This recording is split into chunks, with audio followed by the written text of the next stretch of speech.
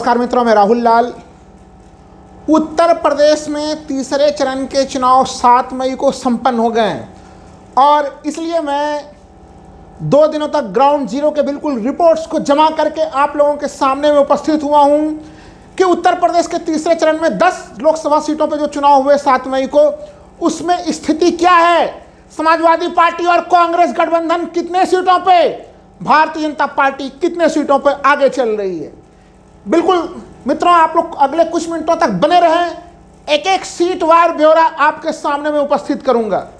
सबसे पहला Mainpuri Lok Sabha seat, high profile seat, जहां से डिंपल यादव उम्मीदवार रही वहां से, और जो वहां के चुनाव हुए उस चुनाव में बिल्कुल एक तरफा चुनाव रहा वहां पे। और हमने पहले भी कहा था आप लोगों को कि जो मैनपुरी का अगर हम लोग जातीय समीकरण भी देखें, वहां पे 4.25 लाख यानी कि 4.25 लाख लगभग वहां पे यादव, शाह की 3.25 लाख। आप सोच के देखिए, आप लोगों को यह भी लग रहा होगा कि शाह के उम्मीदवार यहाँ नहीं थे, लेकिन उसके बावजूद भी शाह की वोटों का बड़ा सा आधार इस लोकसभा सीट पर समाजवादी पार्टी को, डिंपल यादव को ट्रांसफर होता हुआ स्पष्टता देखा जा रहा है।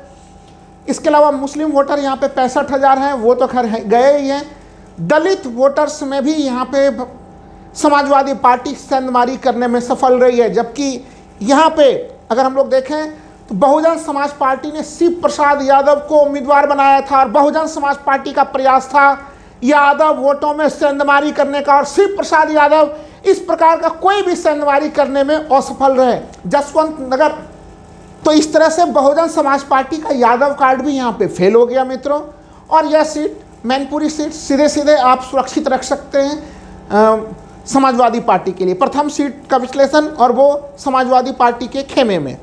आइए मित्रों, अब दूसरे लोकसभा सीट की तरफ चलते हैं, बदायूं लोकसभा सीट को लेके। चुनाव के दिन आप लोगों का ध्यान होगा कि बदायूं लोकसभा सीट को लेके तमाम तरह की चीज़ें पुलिस ने जो है समाजवादी पार्टी के बसते पर्चे वो जो है कि नालियों में डाल दिए थे, नालियों में बहते हुए पर्चे देखे जा रहे थे। और बदायूं लोकसभा सीट पे शिवपाल यादव के बेटे आदित्य यादव यहाँ पे चुनावी मैदान में हैं। और यहाँ पे देखिए, जो लोग जानते हैं बदायूं लोकसभा सीट को, वो उन्हें ये पता है कि शिवपाल यादव 1992 से बदायूं में जो है कि वो प्रभार संभालते हुए रहे, और आदित्य यादव भी बिल्कुल मैदान में मौजूद थे। और दूसरी तरफ जो बीजेपी के प्रत्याशी थे, उनके चुनाव प्रचार में स्थानीय लोग नहीं थे मित्रों। बीजेपी के प्रत्याशी यूपी 25 पर निर्भर थे। जो लोग आप लोग होंगे समझ गए होंगे कि यूपी 25 कहाँ का नंबर है। जी हाँ, यूपी 25 के गाड़ियों में ही घूमते दिखे बीजेपी के तमाम कार्यकर्ता, यानी लोकल कार्यकर्ता एक्टिव नहीं थे यहाँ पे। और यूपी 25 बगल के बरेली लोकसभा सीट का नंबर है, यानी बरेली से आयातित कार्यकर्ताओं से किसी तरह से काम चलाया जा रहा था यहाँ पे। यही कारण है कि पुलिस ने काफ़ी पुरजोर प्रयास किया बदायूं लोकसभा सीट पर कि मुस्लिम मतदान ना कर सकें। तमाम समाजवादी पार्टी के लोगों को हतोत्साहित करने का भी प्रयास चला, लेकिन अंततः स्थिति में यहाँ पे अगर हम लोग देखें तो बदायूं लोकसभा सीट में भी समाजवादी पार्टी बढ़त में है भारतीय जनता पार्टी की तुलना में। 2 सीटों के बारे में चर्चा किया और दोनों सीटों में समाजवादी पार्टी आगे दिख रही है। अब हम लोग चलते हैं तीसरे लोकसभा सीट फिरोजाबाद लोकसभा सीट की तरफ। यह भी एक तरह से हम लोग कहें तो काफ़ी एक तरह से तीसरे चरण में उत्तर प्रदेश का हाई प्रोफाइल सीट। अभी हम लोगों ने बदायूं लोकसभा सीट की चर्चा की। बदायूं लोकसभा सीट पे चुनाव कौन लड़ रहे थे मित्र? वहाँ पे चुनाव लड़ रहे थे शिवपाल यादव के बेटे, और यहाँ से फिरोजाबाद से यहाँ पे उनके जो भाई हैं राम गोपाल, उनके बेटे सीधे सीधे चुनाव के मैदान में यहाँ पे थे।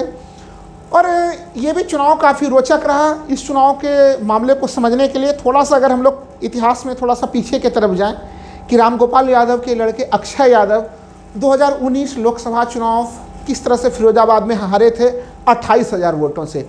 उस समय आप लोगों को ध्यान हो कि यादव परिवार में कहीं न कहीं मतभेद की स्थितियां थीं, और अक्षय यादव के सामने में उनके चाचा राम गोपाल यादव खुद ही खड़े हो गए थे।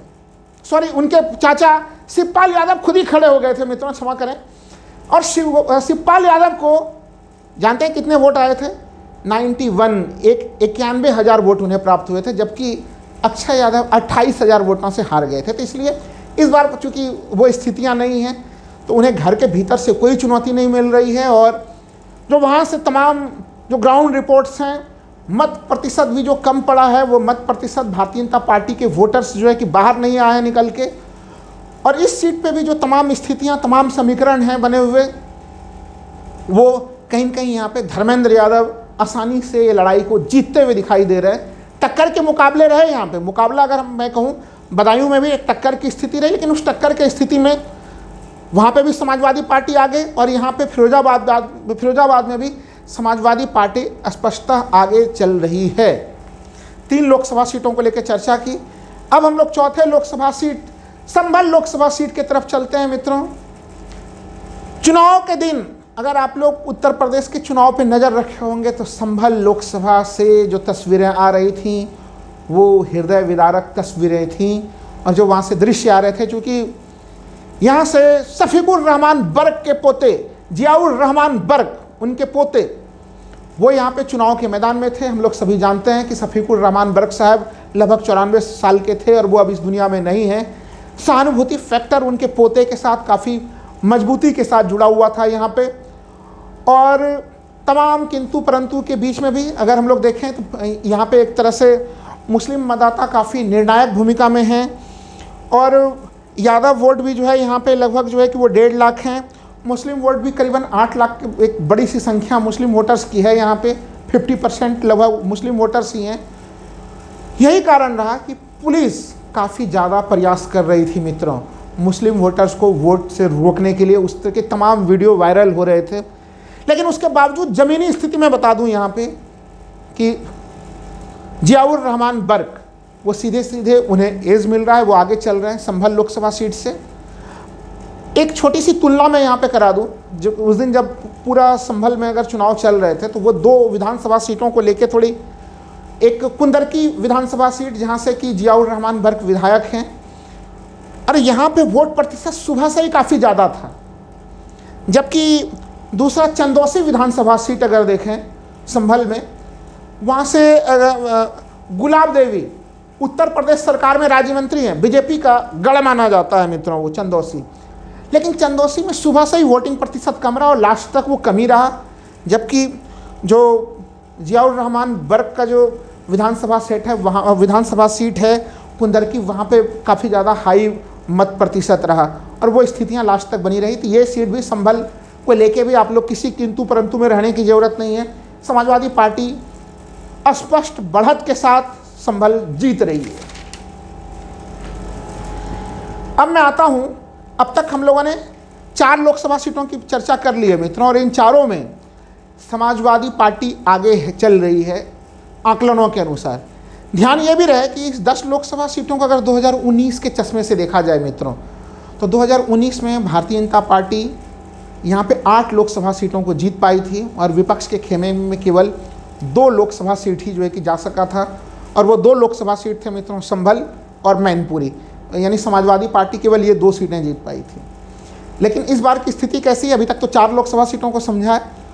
5वां लोकसभा सीट अब हम लोग चलते हैं फतेहपुर सीकरी की तरफ। फतेहपुर सीकरी काफ़ी रोचक चुनाव रहा, और चुनाव आखिर जैसे जैसे चुनाव यहाँ पे आता चला गया, चुनाव और भी इंटरेस्टिंग हो गया फतेहपुर सीकरी में। यहाँ पे जो प्रत्याशी हैं, यहाँ पे समाजवादी पार्टी कांग्रेस गठबंधन में कांग्रेस को यह सीट मिली थी, और कांग्रेस ने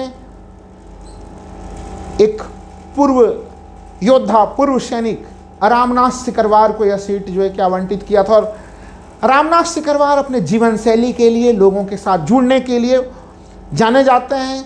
लोगों के बीच में उनका प्यार मोहब्बत इतना ज़्यादा है मित्रों कि जहाँ कहीं वो झोला फैला देते हैं उसमें लोग जो है कि दान कर देते थे पैसे, और एक तरह से लोगों से चंदा करके उन्होंने काफ़ी सफलता के साथ ये चुनाव लड़ा।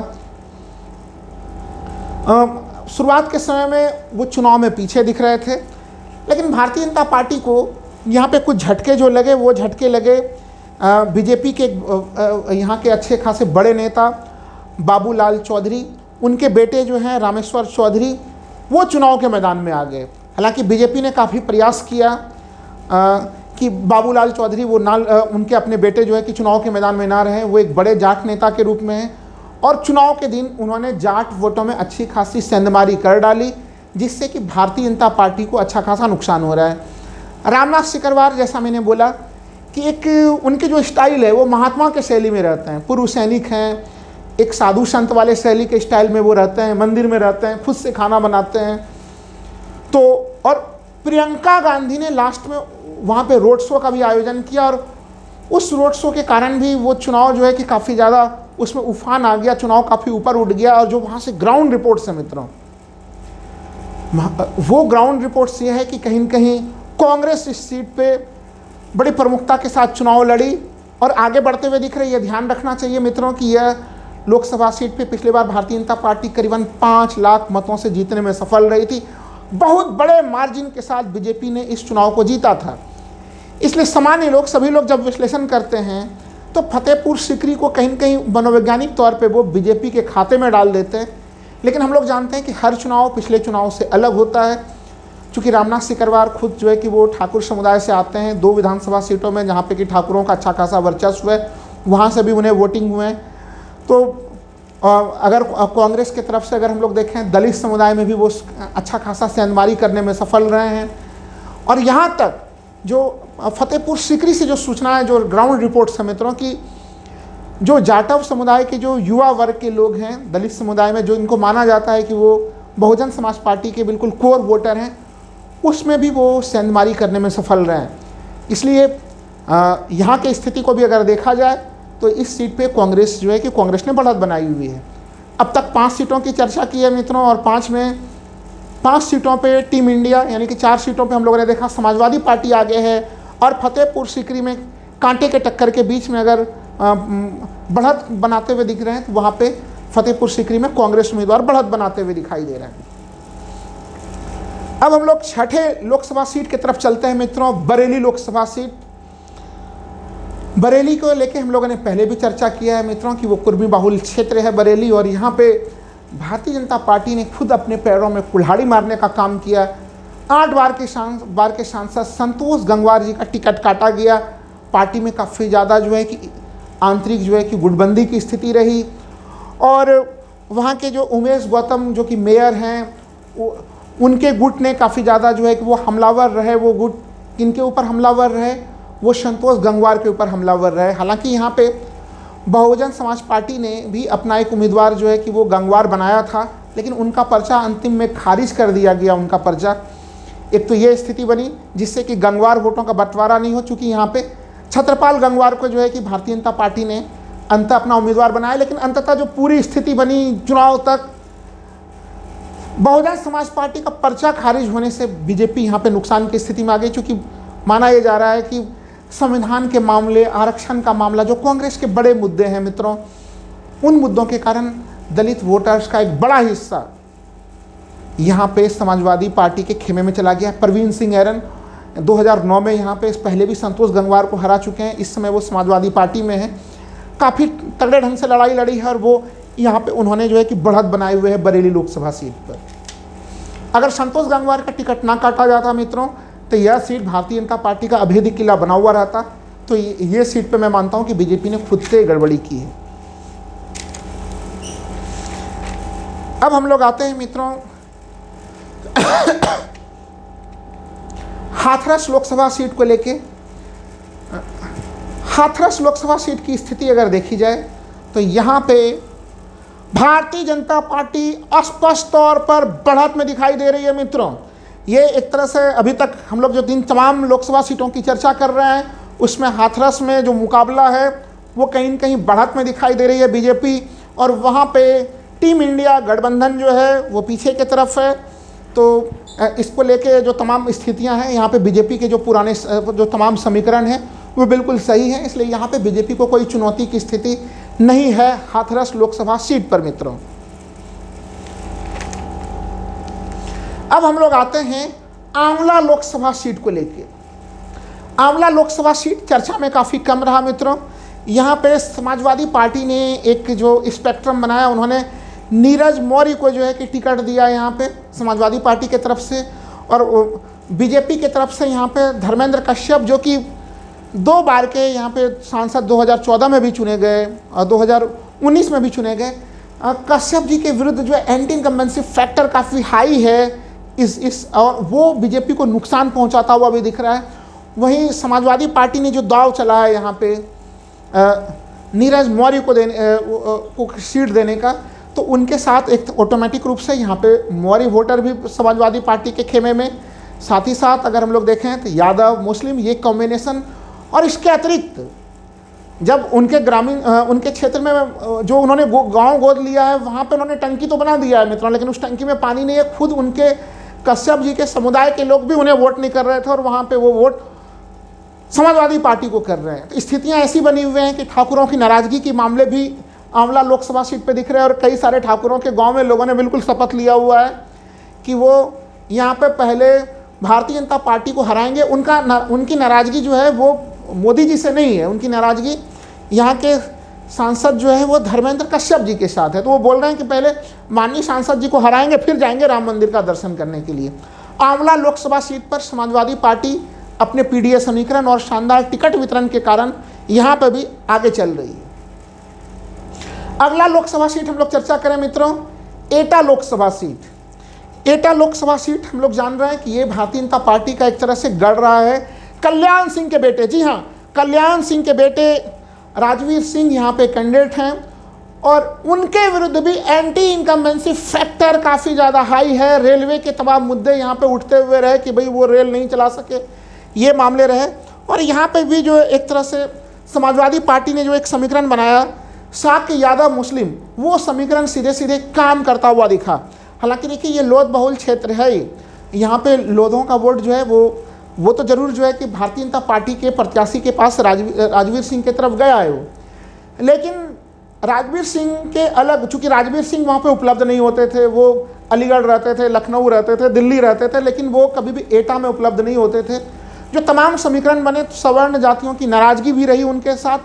सवर्ण जो वोट करने के लिए गए उन्होंने तो उनको वोट किया, लेकिन बहुत सारे लोग नाराज़गी के कारण घर के भीतर ही रहे। और उन्होंने एक और गलती की, यादव वोटों में सेंधमारी करने के लिए वो देवेंद्र सिंह यादव 2019 में जिनको उन्होंने हराया था उनको खुद उन्होंने पार्टी में शामिल कर लिया, लेकिन देवेंद्र सिंह यादव कोई भी यादव वोटों को उनको जोड़ नहीं सके इसमें। तो और यहाँ पे भी दलितों का एक अच्छा खासा वोट भी जो है वो समाजवादी पार्टी को जाते हुए दिख रहा है। इसलिए आपको 4 जून को जो एक बड़ा ब्रेकिंग न्यूज़ सुनाई देगा वह एटा, जो कि भारतीय जनता पार्टी का गढ़ है, वो गढ़ इस लोकसभा चुनाव में आपको टूटता हुआ दिखाई देगा। यहाँ पे समाजवादी पार्टी के जो उम्मीदवार हैं देवेश साक्य, वो बढ़त में हैं। बहुजन समाज पार्टी ने यहाँ पे एक मुस्लिम उम्मीदवार मोहम्मद इरफान को खड़ा किया था, लेकिन वो मुस्लिम वोटों में कोई भी सेंधमारी करने में असफल रहे, जो कोशिश थी बहुजन समाज पार्टी की। तो ये सब कोशिशें तमाम नाकाम रही यहाँ पे मित्रों। अब मैं आता हूँ मित्रों आगरा लोकसभा सीट पर। आगरा लोकसभा की जो पूरी स्थिति है, यहाँ पे भी मैं कहूँ कि भारतीय जनता पार्टी एक तरह से उनकी पकड़ और उनकी स्थिति काफ़ी मजबूत है यहाँ पे, और ये चुनाव भी जो है भारतीय जनता पार्टी काफ़ी आसानी से यहाँ पे जीत सकती है। एसपी सिंह बघेल, हालांकि उनके प्रति एंटी इनकम्बेंसी फैक्टर है यहाँ पे, तो जो हाथरस में जिस तरह से काफ़ी आसानी से बीजेपी को जीत मिलेगी उस तरह की जीत नहीं है। लेकिन अंततः आगरा लोकसभा सीट को हम लोग एसपी सिंह बघेल के लिए फिर भी सुरक्षित मान सकते हैं। यहाँ पे भारतीय जनता पार्टी कांटे के टक्कर के बीच में बढ़त में दिखाई दे रही है। तो इस तरह से हम लोगों ने चर्चा की उत्तर प्रदेश के 10 लोकसभा सीटों को लेकर। मित्रों, इसमें हम लोगों ने पाया 8 लोकसभा सीट पे टीम इंडिया, यानी कि उसमें टीम इंडिया आगे दिख रही है, समाजवादी पार्टी और कांग्रेस गठबंधन, और 2 लोकसभा सीट आगरा, हाथरस।